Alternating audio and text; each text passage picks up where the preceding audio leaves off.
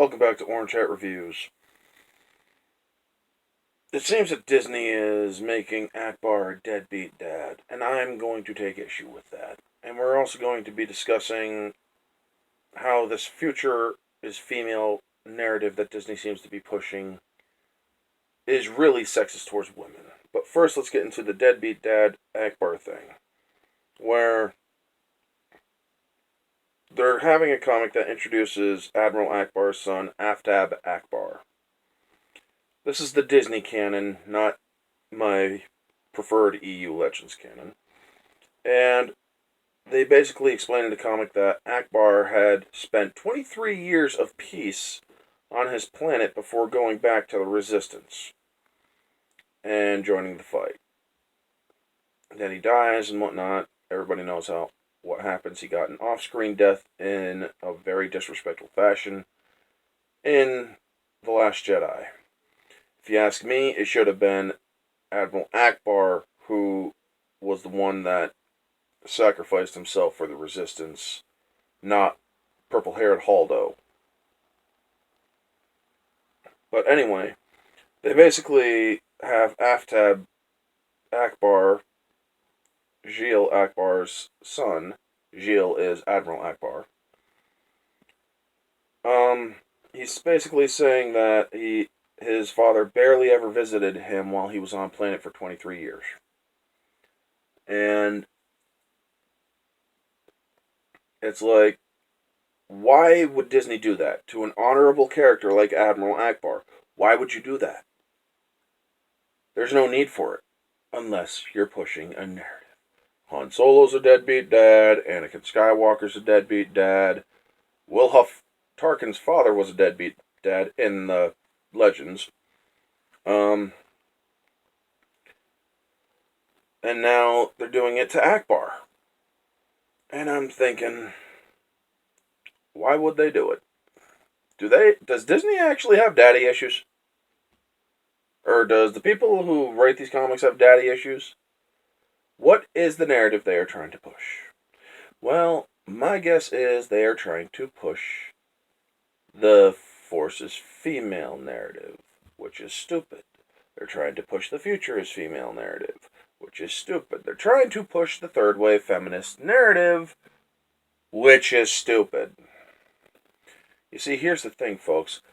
When you do the whole cutting down guys to build up women, you're not building those women up. What you're doing is cutting down the guys, taking their wretched carcasses and bones and stacking them up like a mountain of corpses, then putting a female up there to basically boost her up.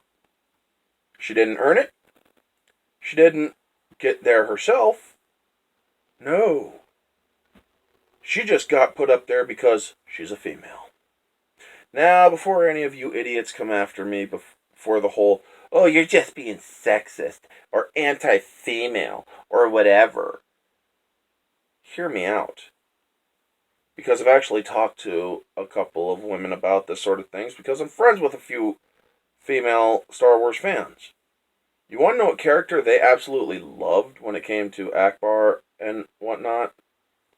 When we discussed Legends continuity? The character of Silgal. Now, for those who don't know about the Legends continuity, I'm going to give you a little bit of background.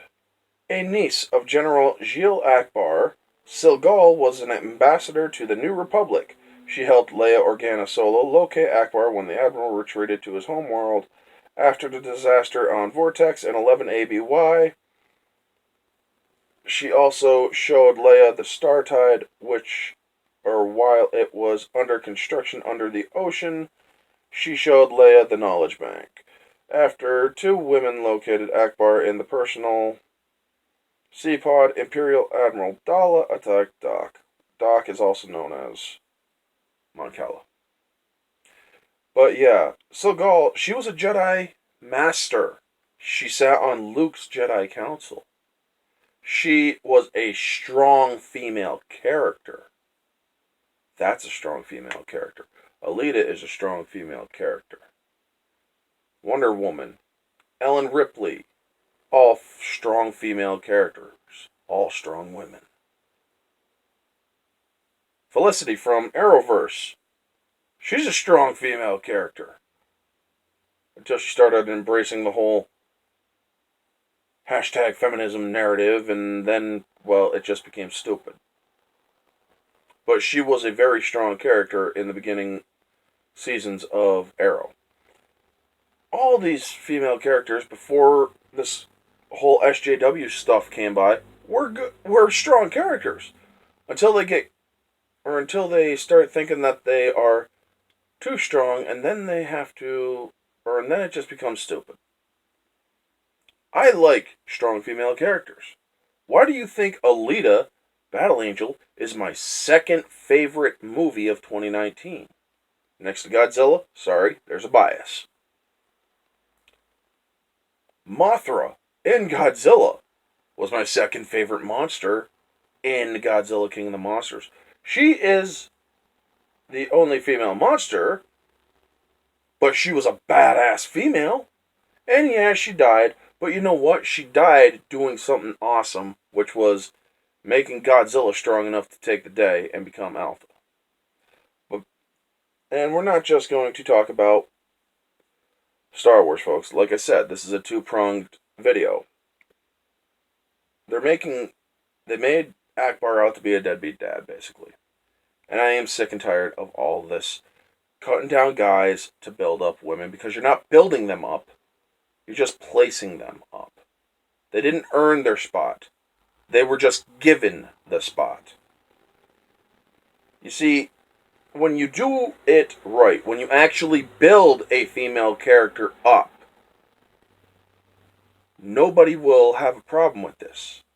But when you cut down characters, you're not building that female character up that you are saying you are. What you're doing is you're basically saying, take it on faith, she's a badass, deal with it if you don't like it. And if you don't like it, you are a sexist.